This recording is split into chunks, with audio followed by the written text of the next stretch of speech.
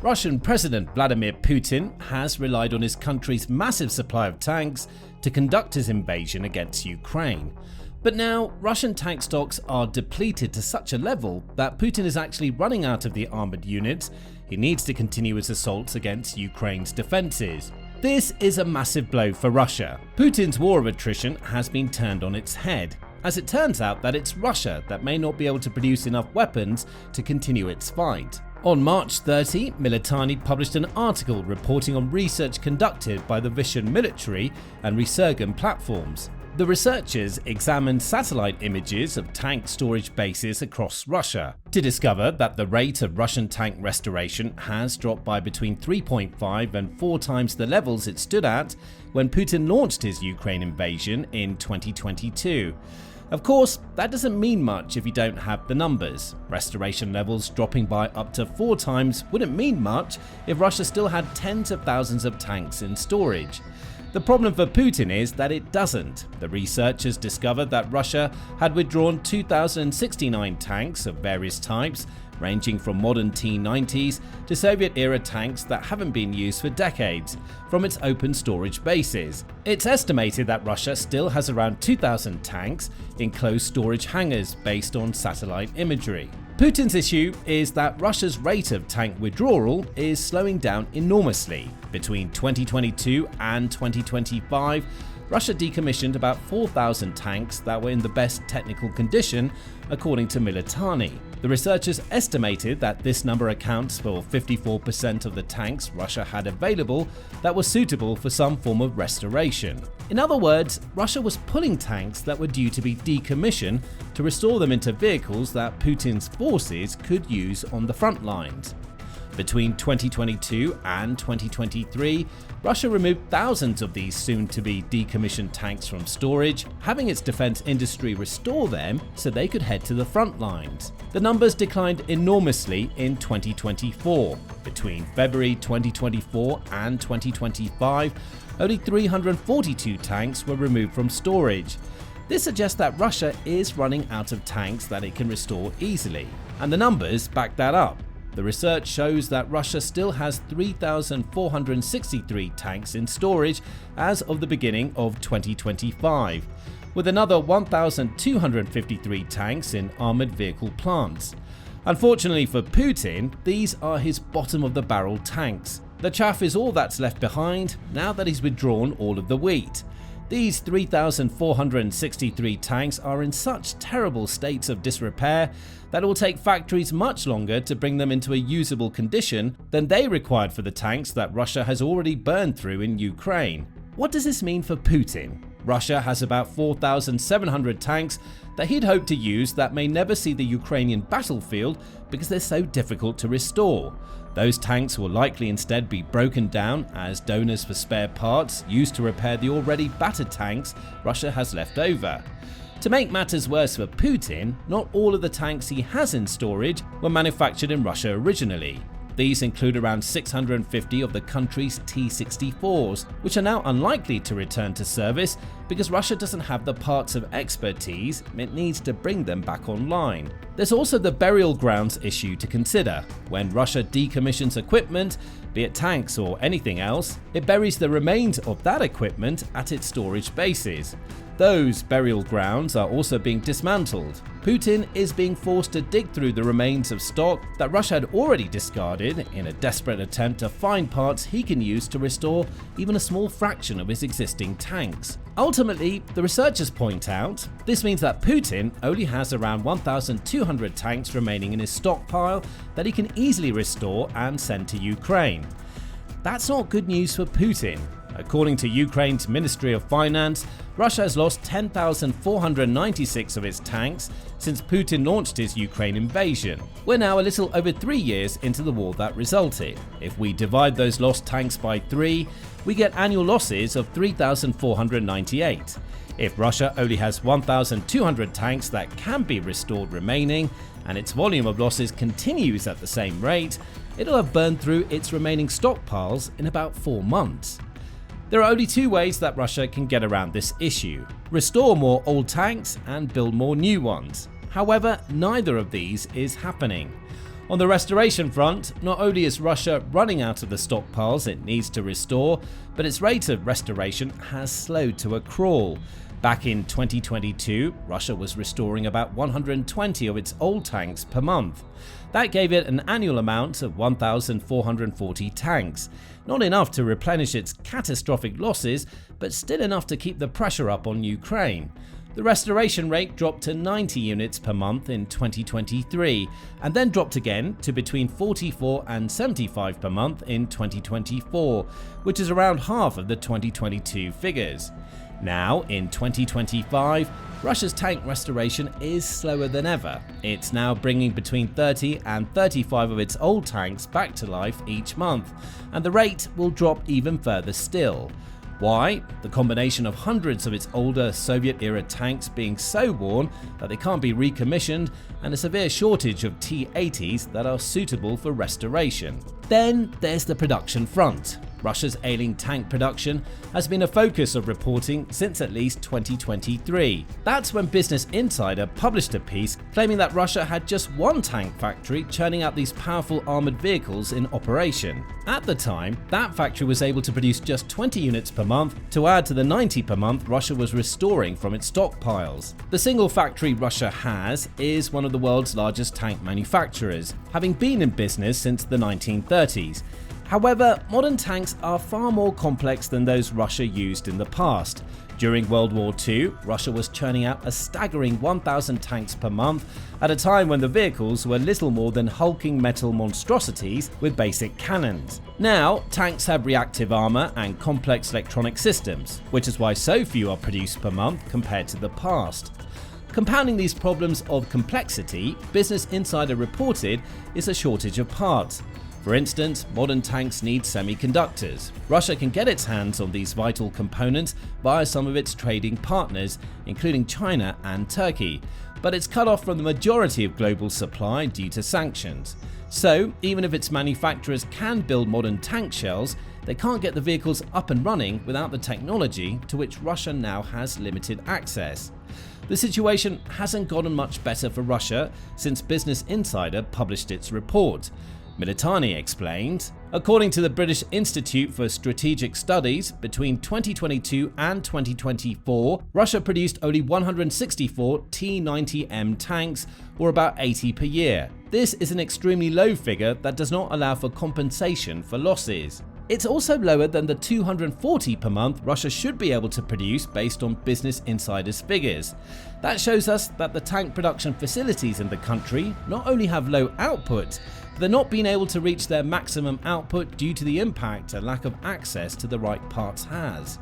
Putin will have two huge questions he now needs to answer. How did this happen, and what does it mean for Russia's ongoing strategy against Ukraine? There are plenty of answers to the first question, though they all boil down to one thing: that Ukraine has developed a brilliant anti-tank strategy that has allowed it to deplete Russia's resources. And we can see that strategy in action thanks to several recent strikes Ukraine conducted against Russia's armoured units. Take what happened in Donetsk on March 23 as an example. Footage published by Ukraine's Phoenix Strike unmanned aerial vehicle, or UAV company, which is part of Ukraine's larger revenge brigade operating Donetsk, shows us what also often happens to Russian tanks when they go on the attack. The video, which appears to have been shot by a reconnaissance drone, shows Russian forces attempting to assault a Ukrainian position with a tank. That tank has come prepared. It's outfitted with a large cage, often called a cope cage, to protect it against drone strikes and aerial bombardments from rockets. But the cage did nothing for the tank. Ukraine pelted the cage with a bomber drone, destroying it and leaving the tank's vulnerable turret area exposed. A small horde of first-person view, or FPV drones, then descend on the tank, hitting it over and over until it's disabled. The strike also saw the Phoenix company take out a key Russian electronic warfare system. In the Donetsk region, under the cover of their R-330ZH Zytel system, the enemy attempted to break through toward Ukrainian positions. A statement from the company read, "The result was predictable. Phoenix took out all enemy targets." Therein lies the problem for Putin. His tank assaults have become all too predictable for Ukraine. Just a few days later, another report emerged of a successful Ukrainian strike against Russian tanks. This time, Russia was attempting an armoured assault near Andriivka that United 24 describes as one of the most intense ground assaults Putin's forces had unleashed in several weeks. Footage of the assault shows a full Russian armoured column flying its country's flag, descending on Andriivka in a convoy. But Ukraine's 35th Regional Military Brigade and a UAV unit dubbed the Birds of Magyar were ready for the column. Ukraine used drones once again to absolutely batter the Russian armoured column. By the end of the assault, the entire convoy, which included one of Russia's T-90M tanks, was left in ruins. The T-90M is Russia's most advanced tank and was likely a product of the limited manufacturing Russia is able to engage in right now. It, like the Soviet-era tanks Putin has been pulling from his depleted stockpiles, was clearly no match for Ukraine's talented drone operators. This was a precise and complete takedown of the entire assault group, claimed a source close to Ukraine's operation. Our units responded effectively at a time when there's widespread talk about our vulnerability. Once again, predictability is the problem for Putin. An armoured column descending on a Ukrainian position is far too easy for Ukraine's reconnaissance drones to spot from the air. Those columns are also vulnerable. They're slow-moving targets that Ukraine can pelt with rockets, or in this case, FPV drones to take them out. Russia's massive tank losses are the result of Putin's failure to adapt to the fact that his enemy has modern technology that makes even his most modern tanks seem obsolete. Forbes also reported on this Andriivka attack attempt, further highlighting how advanced Ukraine's military has become. It says that the T-90M tank Ukraine destroyed with drone and artillery fire ended up continuing to roll even as its crew was either dead or bailing out. The tank kept going until it ground to a halt on barbed wire defenses Ukraine set up in advance of the Russian assault. By the following morning, Forbes says, someone or something had repaired the gap in the wire that the tank created. So Putin can't even soothe himself with the idea that the T-90M at least did some damage. Forbes implies that Ukraine was able to send some sort of remote-controlled robots to the site to repair what little damage the tank managed to cause.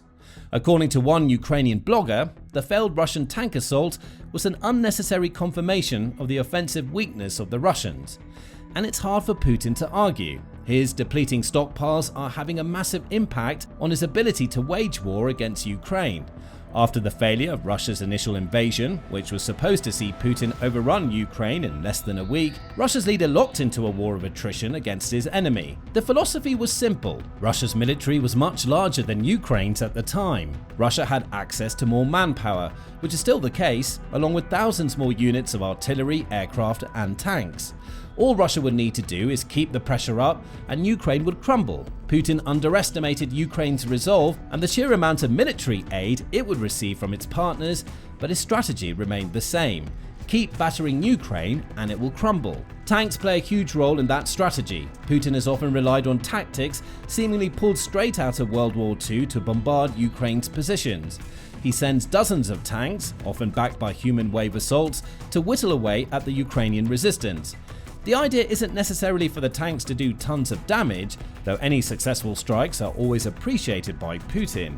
Instead, he's trying to chip away at Ukraine's stockpiles of ammunition with his constant tank assaults. Every drone or rocket sacrificed to take out a tank is a drone or rocket Ukraine can't use against more dangerous Russian weapons. The problem with this strategy is that it relies entirely on Russia's tank stockpiles remaining high.